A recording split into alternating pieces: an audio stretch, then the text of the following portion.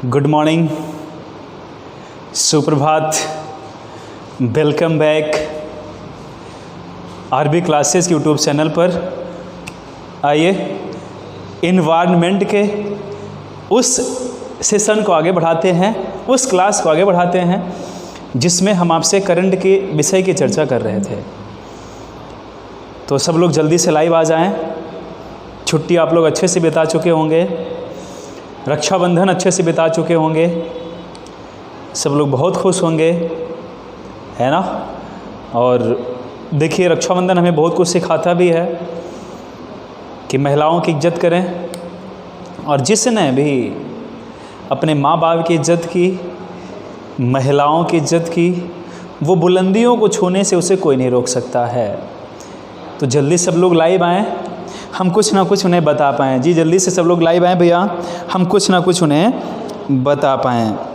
3 दिन की क्लास या छुट्टी के बाद आप लोग लौटे हैं तो कुछ ना कुछ तो बताना ज़रूरी है।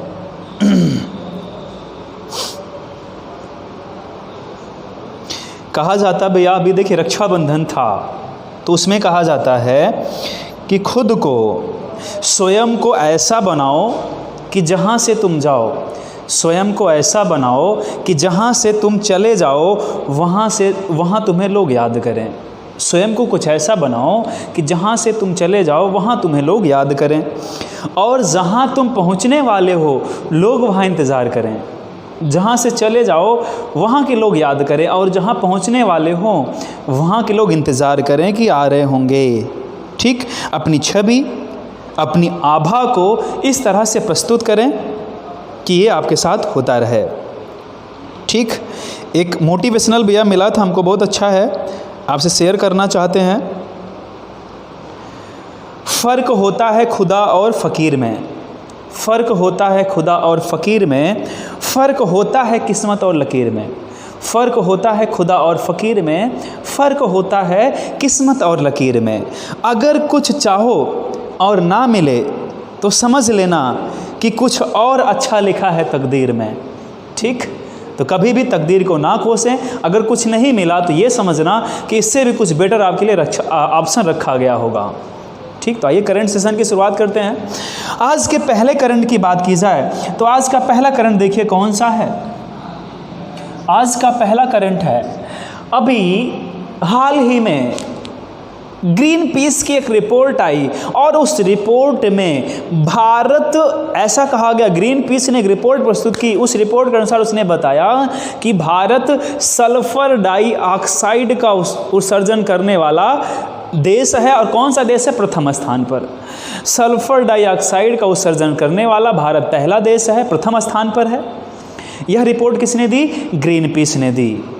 ठीक, और कैसा मानव जनित वैश्विक स्तर पर सबसे अधिक SO2 का उत्सर्जन करने वाला देश कौन सा है? भारत है। यह किसने बताया? ग्रीन पीस ने बताया। ठीक, प्राथमिक कारण क्या बताया गया इसमें? ग्रीन पीस ने कहा कि प्राथमिक कारण क्या है, सबसे अधिक सल्फर डाइऑक्साइड के उत्सर्जन का प्राथमिक कारण क्या है? कोयला आधारित जो बिजली उत्पादन संयंत्र हैं वो प्राथमिक कारण है। ठीक है, इसके बाद उसने कुछ हॉट स्पॉट क्षेत्र भी बताए, जैसे MP का सिंगरौली हॉट स्पॉट क्षेत्र में, और क्या बताया?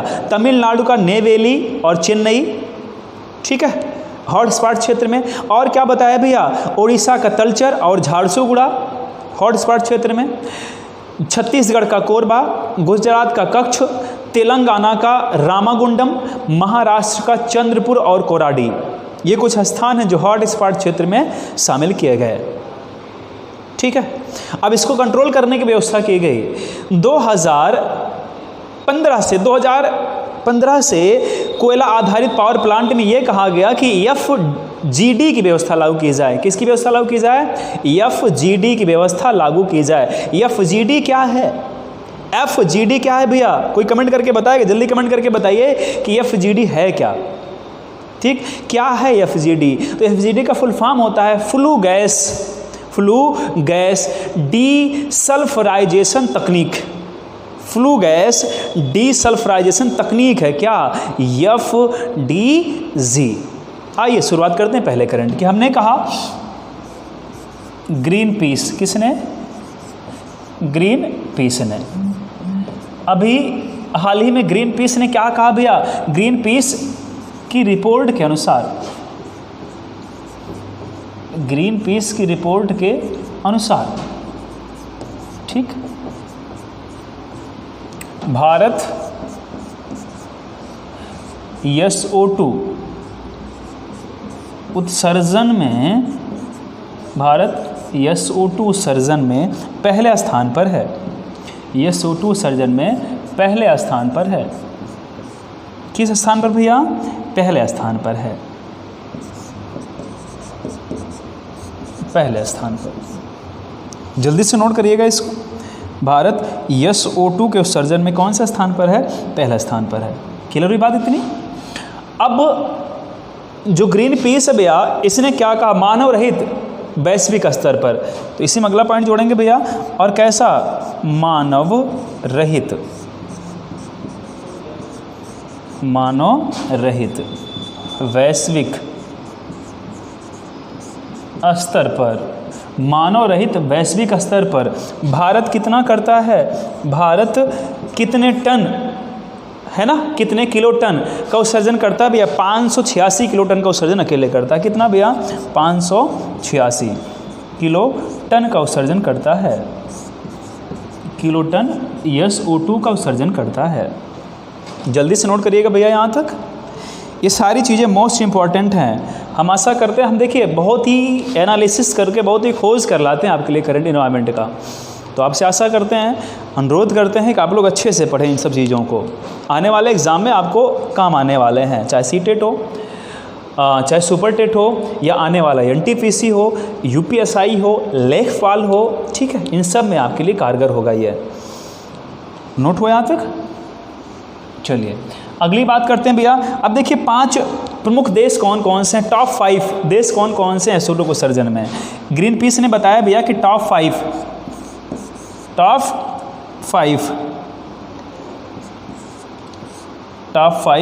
SO2 उत्सर्जक देश, SO2 उत्सर्जक देश कौन से हैं। तो टॉप 5 देखिए भैया, पहला देश कौन सा, भारत, कोई संदेह नहीं है। दूसरा कौन सा भैया, रूस। तीसरा कौन सा भैया, चीन। चौथा कौन सा है, मैक्सिको,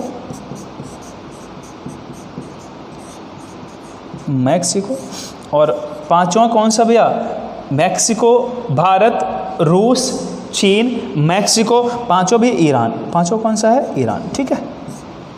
सबसे अधिक कौन सा करता है भैया, 586 किलो टन।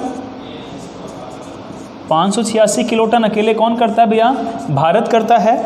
583 किलो टन कौन करता है भैया, रूस करता है, ठीक है। और 578 किलो टन कौन करता है भैया, किलो टन कौन करता है भैया, ये चाइना करता है। बाकी अब छोड़ दीजिएगा, बाकी सारी चीज़ें यहाँ पर मिलेंगी। बात मैक्सिको की और ईरान की जाए तो मैक्सिको कितना करता है भैया, ये लगभग 565, ये लगभग कितना भैया 420 के आसपास करता है, ठीक है। तो 3 याद रखिएगा। टॉप 5 SO2 उत्सर्जक देश कौन कौन से हैं, देखिए बताया भैया हमने, भारत, रूस, चीन, मैक्सिको, ईरान। जल्दी से नोट करिए इसको, फिर आगे बढ़ते हैं। आप लोग देखिए भाई स्क्रीनशॉट ले लिया करिए तो जल्दी हो जाएगा। स्क्रीनशॉट ले लेंगे तो बाद में आप नोट कर लिया करिए, है ना, नहीं तो वीडियो को पॉज कर लिया करिए, थोड़ा सा पॉज करके देखेंगे तो नोट हो जाएगा, ठीक। स्क्रीनशॉट ले लेके रखते जाएंगे ना तो हम जल्दी जल्दी ज़्यादा बता पाएंगे, ठीक है। आगे बढ़ते हैं। आगे बात की जाए भैया यहीं से, देखिए अब अगली बात यहीं से, हमने कहा कि भारत में अगर प्राथमिक स्रोत पूछा जाए, सबसे प्रमुख स्रोत पूछा जाए SO2 उत्सर्जन का, तो हमने क्या बताया, कोयला आधारित बिजली संयंत्र। तो भारत में जो प्रमुख स्रोत है, भारत का प्रमुख स्रोत क्या बताया गया भैया, कोयला आधारित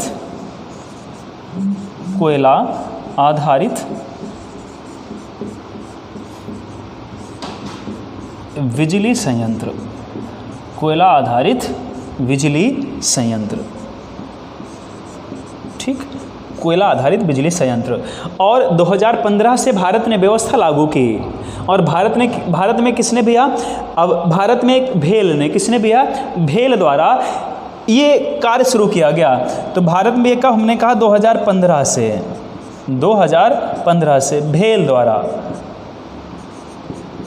ठीक है, भेल का फुल फॉर्म आप लोग कमेंट करके बताइए, बहुत ही आसान है, जल्दी से कमेंट बॉक्स में कमेंट करके बताइए। जी बिल्कुल, भेल का फुल फॉर्म क्या होगा जल्दी कमेंट करके आप लोग बताएंगे।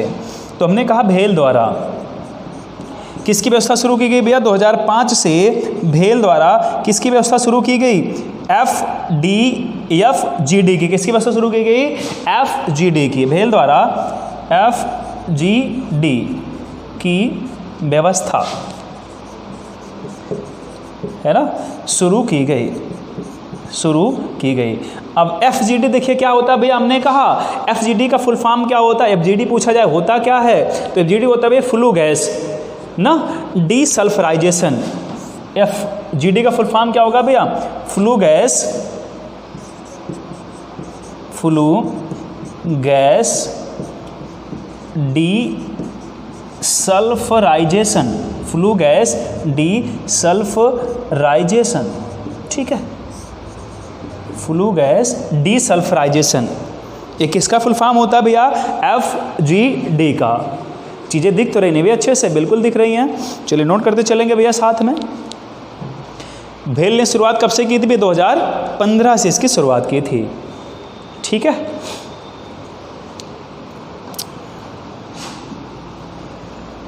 चलिए स्क्रीनशॉट ले लीजिएगा भैया, जल्दी हो जाएगा। हमें ज़्यादा चीज़ें हम बता पाएंगे, जल्दी जल्दी कवर कर पाएंगे। चलिए आगे बढ़ते हैं भैया। अब देखिए हमने कहा भैया कि इसके हॉट स्पॉट क्षेत्र भी बताए गए। ग्रीन पीस ने यसोटू के हॉट स्पॉट क्षेत्र भी बताए। आइए देखते हैं कौन कौन से हैं यसोटू के हॉट स्पॉट क्षेत्र। यसोटू के हॉट स्पॉट मतलब ये जहाँ पर सर्वाधिक उत्पादन होता है। हॉट स्पॉट क्षेत्र कौन कौन से हैं भारत में? तो देखिए कौन कौन से भैया देखते चलेंगे हमने कहा भैया कहाँ कहाँ पर है इसका? MP के सिंगरौली में, तमिलनाडु का नेवेली चेन्नई, MP का सिंगरौली जो विद्युत संयंत्र है सिंगरौली। ठीक, तमिलनाडु का भैया कौन सा? नेवेली और चेन्नई। नेवेली तथा चेन्नई ये दो स्थान हैं। और कहाँ का भैया? ओडिशा का कौन कौन सा भैया? ओडिशा के दो स्थान हैं, कौन कौन से? तलचर और झारसुगुड़ा। तलचर तथा झारसुगुड़ा। ठीक है, तलचर तथा झारसुगुड़ा। छत्तीसगढ़ का भैया कोरबा। छत्तीसगढ़ का कौन सा भैया? कोरबा। कोरबा की एक विशेषता बता दें क्योंकि हम यहाँ पर थे, कोरबा और झारसुगुड़ा में हम कुछ दिन तक थे। ठीक है, तो कोरबा और झारसुगुड़ा की बात बताएं भैया। तो कोरबा में ना तो दिन में तारे तो ऐसे भी नहीं दिखते हैं, रात में भी तारे यहाँ नहीं दिखते हैं। ठीक है, इसे ऊर्जा नगरी के नाम से भी जाना जाता है। कोरबा को ऊर्जा नगरी के नाम से भी जाना जाता है। यहाँ पर इतनी ज़्यादा लाइटिंग भैया कि इस सिटी में रात में भी तारे नहीं दिखाई देते हैं। ठीक, अगली बात की जाए भैया छत्तीसगढ़ कोरबा। गुजरात का भैया कच्छ। गुजरात के कौन सा भैया? कच्छ। ठीक, बात की जाए भैया तेलंगाना की। तेलंगाना की बात की जाए भैया तो तेलंगाना का कौन सा स्थान भैया? रामागुंडम। कौन सा? तेलंगाना का रामागुंडम। कौन सा? रामागुंडम। बच रहा भैया महाराष्ट्र। तो देखेंगे भैया महाराष्ट्र का कौन सा? महाराष्ट्र का भैया दो स्थान चंद्रपुर और कोराडी।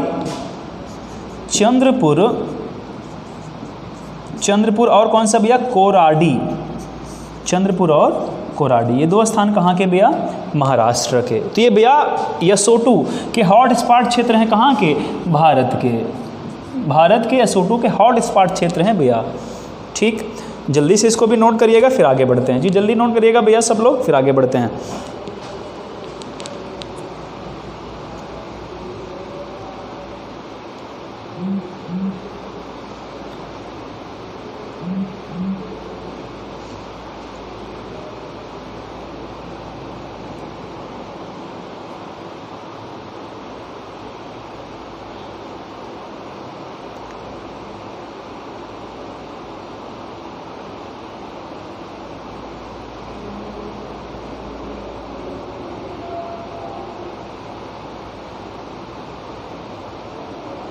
हो गया भैया, चलिए आगे बढ़ते हैं।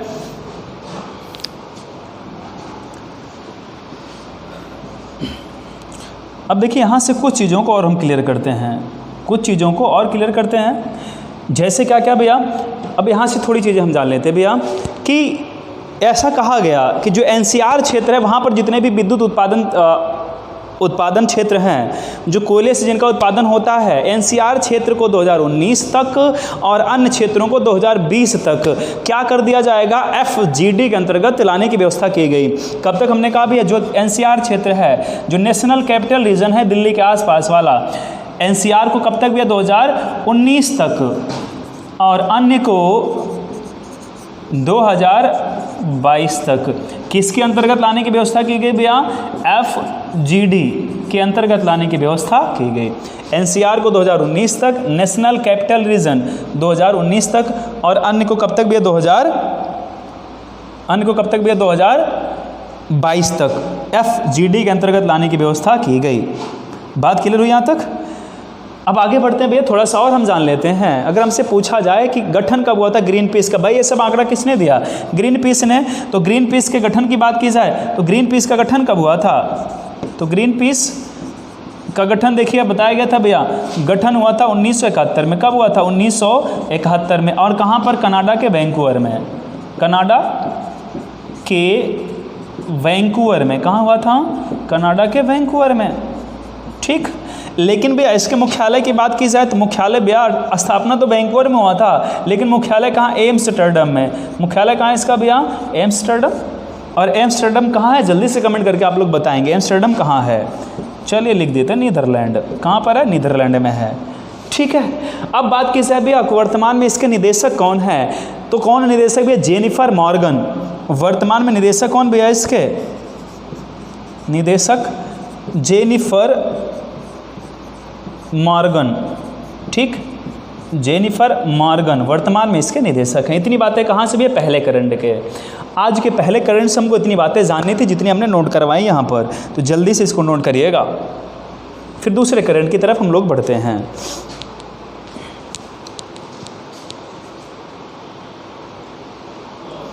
चलिए दूसरा करंट देखते हैं भैया। आज के दूसरे करंट की तरफ बढ़ते हैं हम लोग भैया। दूसरा करंट क्या कहता है,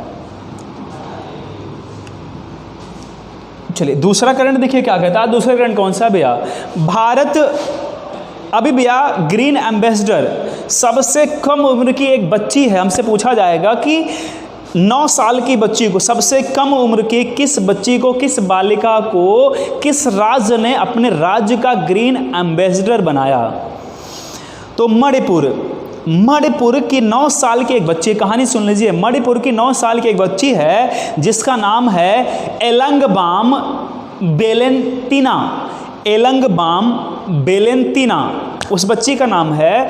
वो जब कक्षा 1 में पढ़ रही थी, जब वो कक्षा 1 में पढ़ रही थी तो उसने सड़क के किनारे, अपने घर के पास सड़क के किनारे 2 गुलमोहर का पेड़ लगाया था। और अभी हाल ही में मणिपुर की राजधानी इम्फाल के पास एक ज़िला है, ज़िला का नाम है काकचिंग ज़िला, काकचिंग ज़िला। तो काकचिंग ज़िले में सड़क चौड़ीकरण का काम चल रहा था और उसी सड़क चौड़ीकरण में उस बच्ची के द्वारा लगाए गए 2 गुलमोहर के पेड़ भी काट दिए गए। और जब उसके पेड़ काट दिए गए तो बच्ची ने रोना शुरू कर दिया और वो इतना रोया उसने कि उसका वीडियो फेसबुक, ट्विटर, यूट्यूब यहाँ वायरल हो गया और लगभग 2700 लोगों ने शेयर किया। एक दिन में लगभग 2700 लोगों ने इस वीडियो को शेयर किया। जब यह वीडियो मणिपुर के सीएम एन बीरेन सिंह के पास पहुंचा तो उन्होंने यह वीडियो, जो भी देखता था रो पड़ता था। आप भी देखेंगे, आप भी रो पड़ेंगे, इतना द्रवित करने वाला वीडियो था ये। मतलब पेड़ के लिए इतना रोना ये पहली बार देखा गया। तो एन बीरेन सिंह ने मणिपुर राज्य का ग्रीन एम्बेसडर बना दिया उस बालिका को, ठीक है। तो यहाँ से इतना।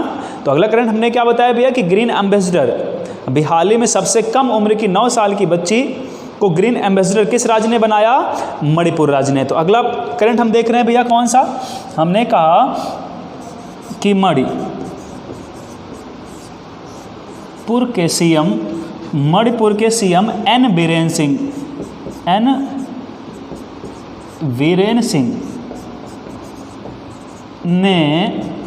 ने सबसे कम उम्र, पूरे भारत में अभी तक ऐसा नहीं हुआ था, सबसे कम उम्र 9 साल की बालिका को, 9 साल की बालिका को राज्य का ग्रीन एम्बेसडर बनाया, राज्य का ग्रीन एम्बेसडर बनाया। ठीक, अब कहानी क्या भैया, उसका नाम क्या था, बालिका का नाम क्या है? अभी अभी हमने बताया थोड़ा कठिन नाम होता है भाई, मणिपुर है तो उधर के जो पूर्वोत्तर भारत के राज्य उनका नाम ही थोड़ा अलग होता है। एलंगबाम वेलेंतीना, क्या नाम था? एलंगबाम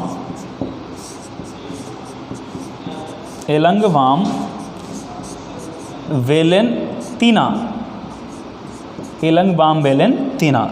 ठीक है, इन्होंने किया क्या था भाई, हमने कहानी बताई और हमने कहा कि इम्फाल, मणिपुर की राजधानी इम्फाल, ठीक है, के पास एक जिला है, इम्फाल के पास जिले का नाम क्या बताया भी हमने, जिले का नाम जल्दी कमेंट करके बताइए भी हमने क्या बताया, काकचिंग जिला, इम्फाल के पास काकचिंग जिले में सड़क चौड़ीकरण के दौरान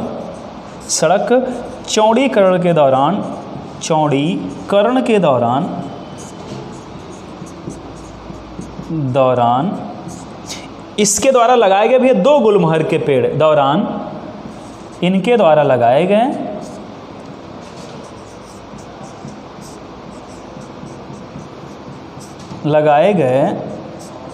2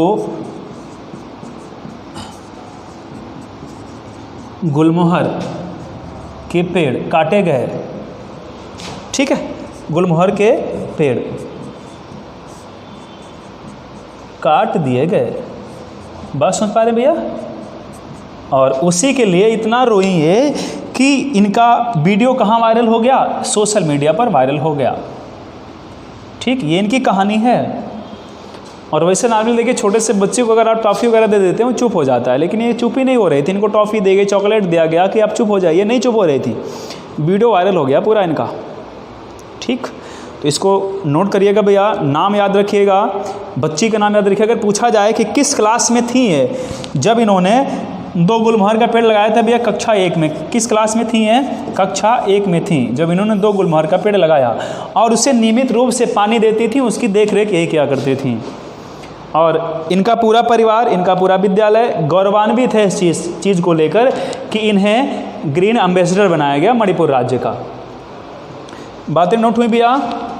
हमने कहा स्क्रीनशॉट ले लेंगे तो हम ज़्यादा चीज़ें कवर कर पाएंगे, है ना, क्योंकि ये ऐसा होता भैया, ये सिस्टम ही ऐसा है, यूट्यूब का सिस्टम ऐसा होता है। अगर हम चाहें कि कम मैटर दें आपको तो देखिए आप तो देख पाएंगे, क्योंकि जो ऑफलाइन जुड़े हुए बच्चे हमारे, लेकिन ऑनलाइन जो नए बच्चे वो नहीं जुड़ते हैं, क्योंकि उनको भैया ज़्यादा बकवास पसंद नहीं होती है, जैसे हम लोग करते हैं वैसे उनकी भी तो हालत होती है। अगला करंट आज का कौन सा है? अगला करंट है NMCG, national mission for clean Ganga, national mission for clean Ganga. अब विश्व बैंक की मदद से 2 मई 2014 में इसकी शुरुआत की गई थी, नमामि गंगे मिशन की शुरुआत की गई थी। तब जो विश्व बैंक है भैया उसने ऋण दिया 45 अरब के ऋण के साथ इसकी शुरुआत की गई। इसकी कार्यावधि रखी गई थी 5 वर्ष। कितनी रखी गई भैया? 5 वर्ष। और यह 100% केंद्र द्वारा प्रायोजित मिशन है, NMCG, national mission for clean Ganga. अब हुआ क्या, अभी हाल ही में भैया हुआ क्या कि 3 लोगों ने संधि किया, मतलब 3 लोगों ने संधि किया। कौन कौन सा? Namami Gange mission, HCL foundation तथा इनटेक, तीनों ने भैया समझौता किया। और समझौते में तय क्या हुआ कि जो उत्तराखंड का क्षेत्र है, उत्तराखंड के क्षेत्र में 10,000 गंगा नदी बेसिन के पास जो गंगा नदी बेसिन है, जो गंगा नदी का किनारा है, 10,000 रुद्राक्ष के पेड़ लगाए जाएंगे। टाई अप किसके बीच हुआ था? हमने कहा भी नमामि गंगे, HCL फाउंडेशन तथा इनटेक के बीच समझौता हुआ, जिसके तहत उत्तराखंड के पास गंगा नदी बेसिन में 10,000 रुद्राक्ष के पेड़ लगाने की व्यवस्था की गई। ठीक है, तो आइए भैया अगला करंट कौन सा बताया हमने? चलिए अगला करंट देखिए हमने क्या बताया भैया कि नमामि गंगा, नमामि गंगा और कौन सा? HCL फाउंडेशन, HCL फाउंडेशन तथा इनटेक,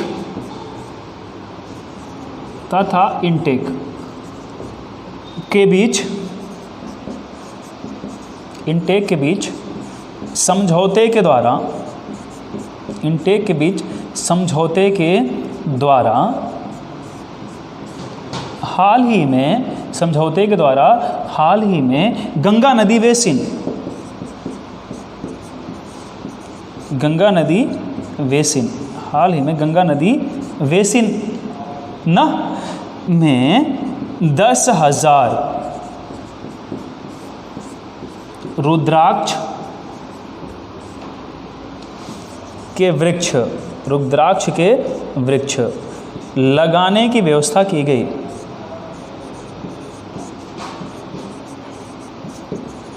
रुद्राक्ष के वृक्ष लगाने की व्यवस्था की गई। इतना नोट करिएगा भैया, फिर आगे बताते हैं। जल्दी से नोट करिएगा कि 10,000 रुद्राक्ष के वृक्ष लगाने की व्यवस्था की गई।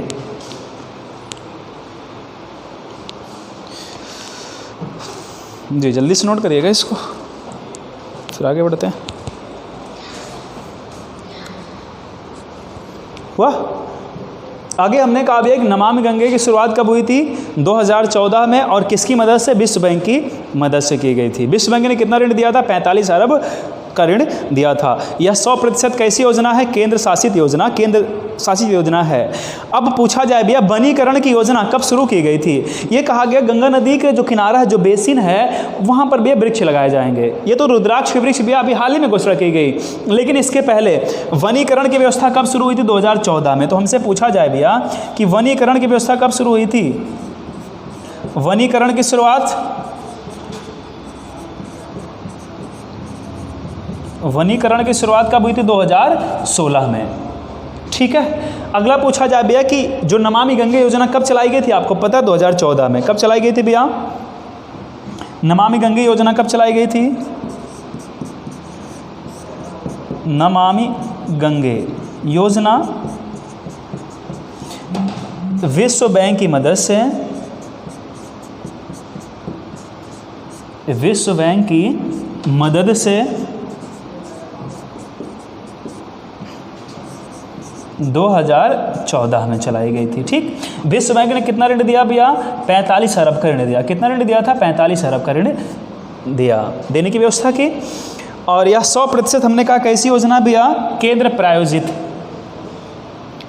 100% कैसी योजना है? केंद्र प्रायोजित योजना है भैया। तो नीचे लिख लेंगे भैया हम 100% केंद्र प्रायोजित। ठीक है, 100% केंद्र प्रायोजित है ये। राज्य इसमें हिस्सेदारी नहीं करता, मतलब राज्य इसमें वित्त खर्च नहीं करेगा। पूरी तरह से करेगा कौन भैया? केंद्र सरकार करेगी।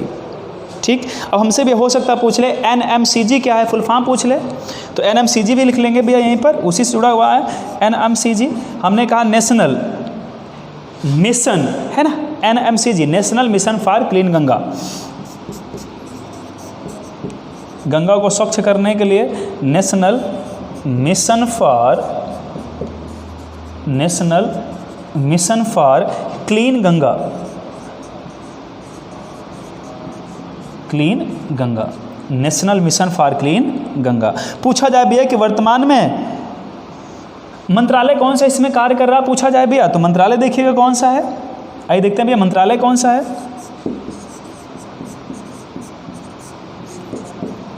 बिल्कुल, देखिए भैया मंत्रालय को उमा भारती भैया है इसकी मंत्री। मंत्रालय कौन सा है? केंद्रीय जल संसाधन, नदी विकास और गंगा कायाकल्प मंत्रालय है। कौन कौन सा भैया? हमने कहा केंद्रीय जल संसाधन, नदी विकास मंत्रालय केंद्रीय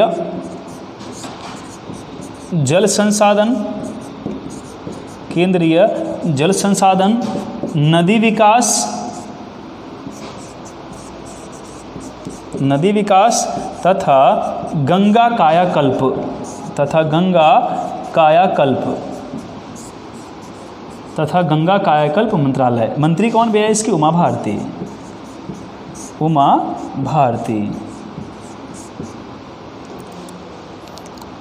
उमा भारती की बात की जाए भैया तो अभी आज अयोध्या में जो राम मूर्ति की स्थापना हो रही, श्री राम मूर्ति का स्थापना हो रही भैया, उसमें उमा भारती को भी निमंत्रण दिया गया है, ये भी उसमें शामिल होंगे। ठीक, कितने भी लगभग 171 लोग शामिल हो रहे हैं उसमें, इसमें उमा भारती को भी निमंत्रण मिला है यूपी सरकार की तरफ से। ठीक है, अयोध्या कार्यक्रम में शामिल होने के लिए। इतनी बातें नोट करिएगा भैया, फिर आगे बढ़ते हैं। HCl देखिए अभी बताया गया था ना, अभी HCl को फुल फॉर्म हो सकता है हमसे पूछ लें कि HCl को फुल फॉर्म क्या होता है। अभी बता रहे भी HCl क्या होता है। Health care locums. HCl full form क्या होता है भैया? HCl का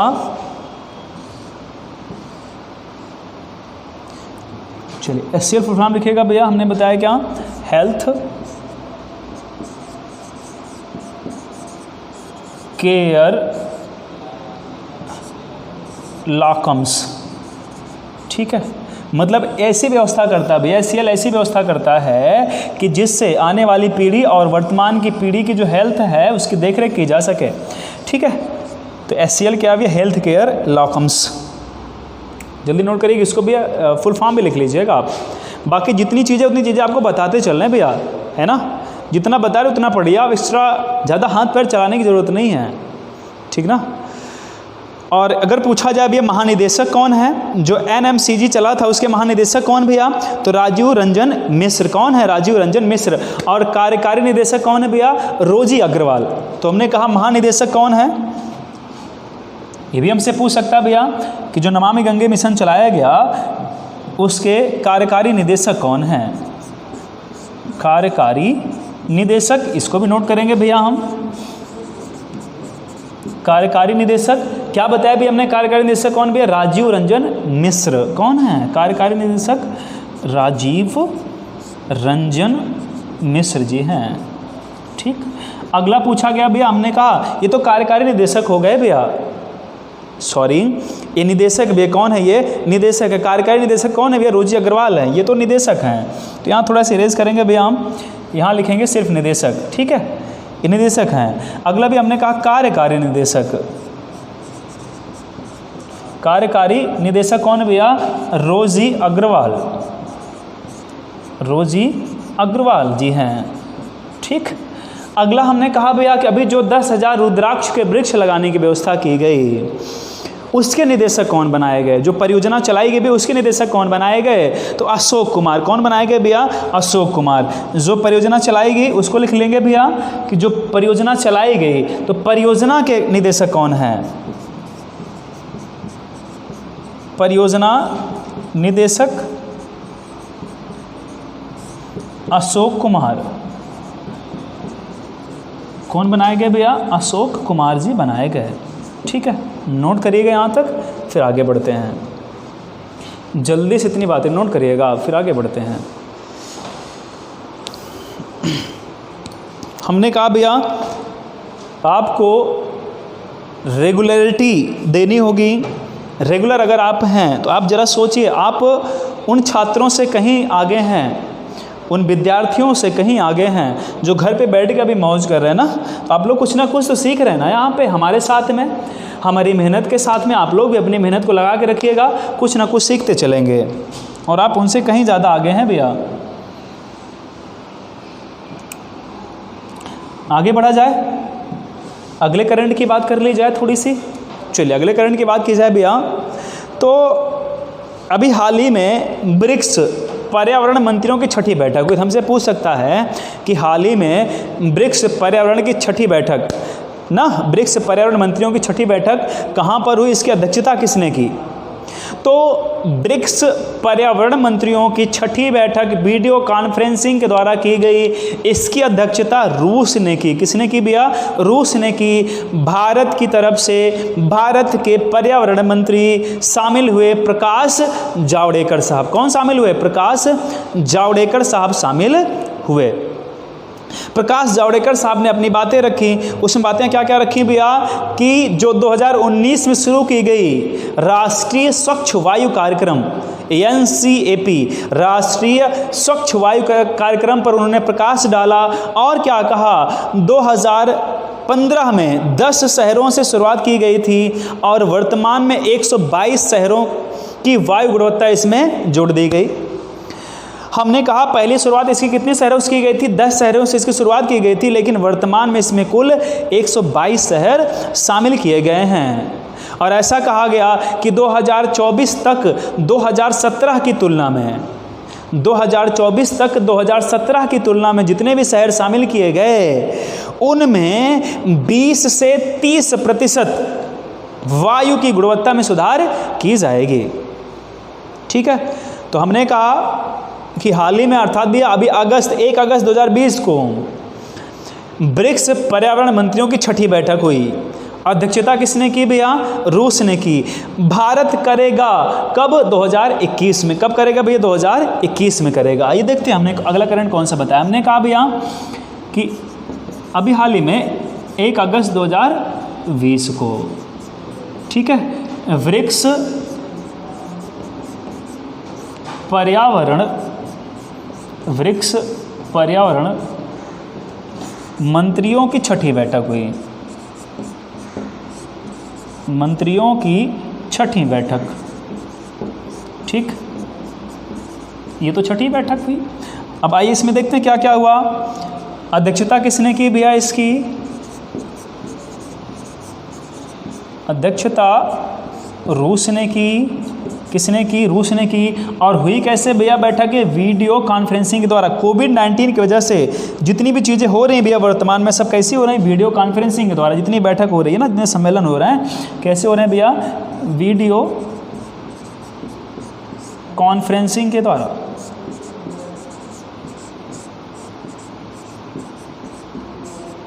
वीडियो कॉन्फ्रेंसिंग के द्वारा। बात समझ पा रहे हैं भैया? अगली बात की जाए भैया, भारत के कौन शामिल हुए? तो भारत के पर्यावरण मंत्री कौन? प्रकाश जावड़ेकर साहब भारत की तरफ से।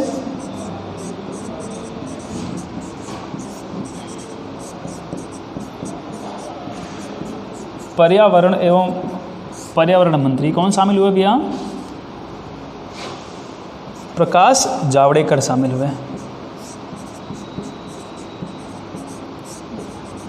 प्रकाश जावड़ेकर शामिल हुए। अगर यहाँ पूछे भैया कि रूस के पर्यावरण मंत्री कौन हैं, पूछ सकता है भैया कि अभी हाल ही में ब्रिक्स की छठी बैठक हुई, तो रूस के पर्यावरण मंत्री कौन हैं? तो नाम थोड़ा टफ है। श्री दमित्री कोविल्किन। क्या नाम है?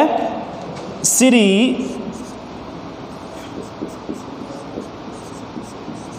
दमित्री कोवलिकिन। श्री दमित्री कोवलिकिन, है ना? ये कहाँ के हैं? रूस के पर्यावरण मंत्री हैं। रूस के भैया राष्ट्रपति कौन हैं? व्लादिमीर पुतिन हैं। ठीक है, अब इसमें भैया भारत ने जोर किस तरफ दिया? भारत ने 2019 में शुरू किया क्या? राष्ट्रीय स्वच्छ वायु कार्यक्रम, जिसको NCAP के नाम से भी जाना जाता है। इस पर प्रकाश डाला। अगर हमसे पूछा जाए कि भारत ने किस पर प्रकाश डाला भैया? NCAP पर प्रकाश डाला। NCAP क्या अभी हमने बताया भैया कि 2019 में शुरू किया गया था। ये है क्या? NCAP है क्या? राष्ट्रीय स्वच्छ वायु कार्यक्रम। 2019 में शुरू किए गए राष्ट्रीय स्वच्छ वायु कार्यक्रम।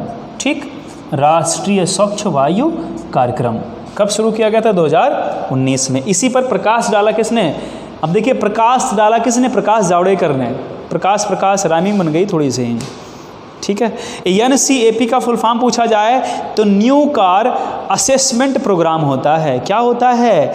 न्यू कार असेसमेंट प्रोग्राम होता है, ठीक है। NCAP क्या होता है भैया? न्यू कार असेसमेंट प्रोग्राम ना, न्यू कार दिख रहा है, चीज़ें दिख रही ना यहाँ तक? न्यू कार असेसमेंट प्रोग्राम दिख रहे हैं ना चीज़ें, ठीक। न्यू कार असेसमेंट प्रोग्राम ये NCAP का फुल फॉर्म होता है। और इसके तहत कहा क्या गया भैया? अभी उसकी चर्चा हम करते हैं। हमने कहा इसके तहत कहा गया कि भारत 2024 तक 2017 की तुलना में कितना सुधार कर लेगा? 20 से 30%। ये भी बात किसने रखी भैया? प्रकाश जावड़ेकर साहब ने रखी। प्रकाश जावड़ेकर साहब ने क्या कहा भैया? कि भारत सुधार कर लेगा 2024 तक 2017 की तुलना में। आधार वर्ष क्या रखा गया? 2017 की तुलना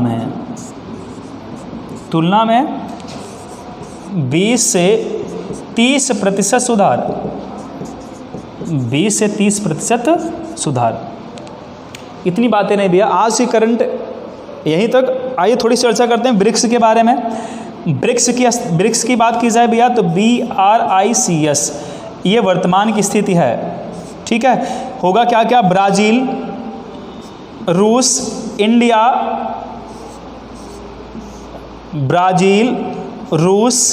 इंडिया, चीन, साउथ अफ्रीका, दक्षिण अफ्रीका। तो स्थापना हुई थी 2009 में। स्थापना कब हुई थी भैया? 2009 में ब्रिक्स की। लेकिन तब इसे किस नाम से जाना जाता था? 2009 में हुई थी, लेकिन तब इसे किस नाम से जाना जाता था भैया? सिर्फ ब्रिक के नाम से, BRIC के नाम से, ठीक है। 2010 में दक्षिण अफ्रीका क्या शामिल हुआ भैया? दक्षिण अफ्रीका शामिल हुआ। और दक्षिण अफ्रीका के शामिल होने से वर्तमान में क्या नाम रख दिया गया इसका? BRICS कर दिया गया, ब्रिक्स हो गया। जो पहले ब्रिक था वही वर्तमान में क्या हो गया भैया? ब्रिक्स हो गया, ठीक है। ये थोड़ी चर्चा और करते हैं भैया ब्रिक्स से। इतनी बात समझ गए भैया? अब जो ब्रिक देश हैं, ये हमसे पूछा जाए कि जो ब्रिक्स देश हैं वो पूरे विश्व की जनसंख्या का अकेले कितना 42% यहीं निवास करती है, और GDP का कितना हिस्सा ये योगदान देता है भैया पूरे विश्व के? 23% GDP का, और 42% किसका भैया? जनसंख्या का। अकेले योगदान कौन देते हैं? ब्रिक्स देश देते हैं। इतनी बात समझ गए भैया? अब बात की जाए भैया स्थापना कब हुई थी? हमने कहा इसे R5 के नाम से भी जाना जाता है। अगर हमसे पूछा जाए R5 क्या है, तो R5 भी किसे बोलते हैं? ब्रिक्स को। ये कुछ क्वेश्चन इंपॉर्टेंट जो पूछे जा सकते हैं, पूछे जाते हैं। R5 किसे बोलते हैं भैया? ब्रिक्स को, क्योंकि 5 देश है ना प्रमुख, ठीक है। अब बात की जाए पहली बैठक कब हुई थी, तो आइए उसकी बात करते हैं भैया। थोड़ी सी चर्चा भैया, ब्रिक्स की पहली बैठक कब हुई थी?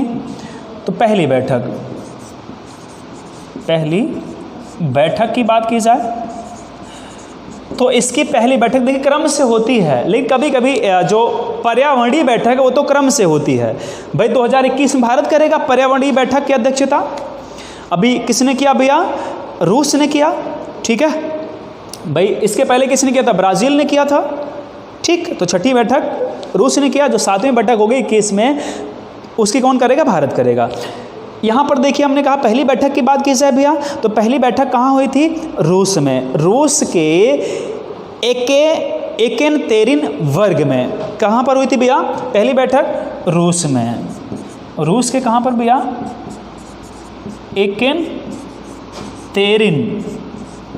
एकेनतेरिनबर्ग में हुई थी, ठीक है। और कब हुई थी? 2009 में। भैया स्थापना हुई थी उसी वर्ष पहली बैठक की गई, ठीक है। अध्यक्षता पहली बैठक किसने की थी? हमने कहा रूस ने की थी। 11वीं बैठक की बात की जाए, 11वीं बैठक 2019, ये भी हमको लिखना होगा। 11वीं बैठक 2019, तो ये भी तो करंट का बन जाता है भैया। 11वीं बैठक कब की? 2019 की, क्योंकि भैया 20 में तो कोविड-19 चल रहा है। यहाँ पर भी हुई थी, लेकिन मैं बता रहे हैं कैसे हुई थी। वीडियो कॉन्फ्रेंसिंग के द्वारा हुई थी। 2019 11वीं बैठक कहाँ पर हुई थी? ब्राज़ील के ब्राज़ीलिया में। कहाँ पर हुई थी? ब्राज़ीलिया में। ब्राज़ीलिया में हुई, ठीक है, ब्राज़ीलिया में हो सकता है इसकी थीम पूछ ले कि जब अभी इसके पहले 11वीं बैठक हुई थी उसकी थीम क्या रखी गई। इसकी थीम क्या रखी गई भैया, 11वीं बैठक की थीम रखी गई थी economic growth for an innovative future. Economic, इसको नोट करेंगे भैया हम, economic growth for an innovative economic growth for an innovative future. ठीक, मतलब इकोनॉमी में ऐसा ग्रोथ किया जाए कि जिससे फ्यूचर का निर्माण हो सके। मतलब वही भैया economic growth for an innovative future, मतलब फ्यूचर के लिए इकोनॉमिक ग्रोथ ऐसे की जाए कि जो फ्यूचर के लिए बेनिफिशियल हो। ठीक है, economic growth for an innovative future. ये कब रखी गई भैया, 2019 की जो बैठक हुई थी। आइए 20 की बात करते हैं। किसकी बात करते हैं भैया, 20 की बात करते हैं। तो 2020 में जो बैठक हुई थी वो कब हुई थी, जुलाई में। कब हुई भैया, जुलाई में हुई 2020 की बैठक। और कैसे हुई भैया, वीडियो कॉन्फ्रेंसिंग के द्वारा हुई 12वां, और रूस में हुआ था। रूस के कहाँ पर, सेंट पीटर्सबर्ग में। कहाँ पर, लास्ट पॉइंट है भैया, रूस के सेंट पीटर्सबर्ग में, सेंट पीटर्सबर्ग में। ठीक, सेंट पीटर्सबर्ग में। अब इसकी थीम क्या रखी गई थी, इसकी थीम क्या रखी गई थी भैया, इसकी रखी गई थी भैया partnership for global stability. Theme क्या रखी गई थी भैया इसकी, पार्टनरशिप फॉर ग्लोबल स्टेबिलिटी। मतलब पार्टनरशिप ऐसी की जाए कि जो ग्लोबल स्टेबिलिटी है वो बनी रहे ना, जो वैश्विक रूप से जो स्टेबिलिटी है वो क्या हो भैया, बनी रहे। ठीक है, ग्लोबल स्टेबिलिटी। और क्या कहा गया, shared security and innovative growth. क्या कहा गया, इसके साथ में और जोड़ा गया shared security, shared security and innovative growth. वही जो बताया ऊपर हमने, इनोवेटिव INNOVATIVE, इनोवेटिव ग्रोथ, जिसके ऊपर चर्चा हमने की थी। ठीक है, इतनी चीज़ें कब जोड़ी गई, इस बार के थीम में। तो सेंट पीटर्सबर्ग 2019 सेंट पीटर्सबर्ग ना, for partnership for global stability, shared security and innovative growth. ठीक है, इतनी बात समझ में आई भैया। तो ये किस में किया गया, 2020 ब्रिक्स सम्मेलन में। और हमने कहा छठा पर्यावरण ब्रिक्स सम्मेलन कब हुआ था, भैया, अभी हाल ही में किया गया, 1 अगस्त को किया गया था। अध्यक्षता किसने की थी, रूस ने की थी। ये सारी चीज़ें आपको आज बताई गई। ठीक है, तो आज का करंट का सेशन आप लोगों को कैसा लगा, अच्छा लगा तो कमेंट करके बताइएगा, और वीडियो को शेयर आगे भी कर दीजिएगा। आज की क्लास यहीं तक, कल फिर मिलेंगे अगले सेशन के साथ, कुछ और नए करंट के साथ। तब तक के लिए दीजिए इजाज़त। बहुत बहुत धन्यवाद।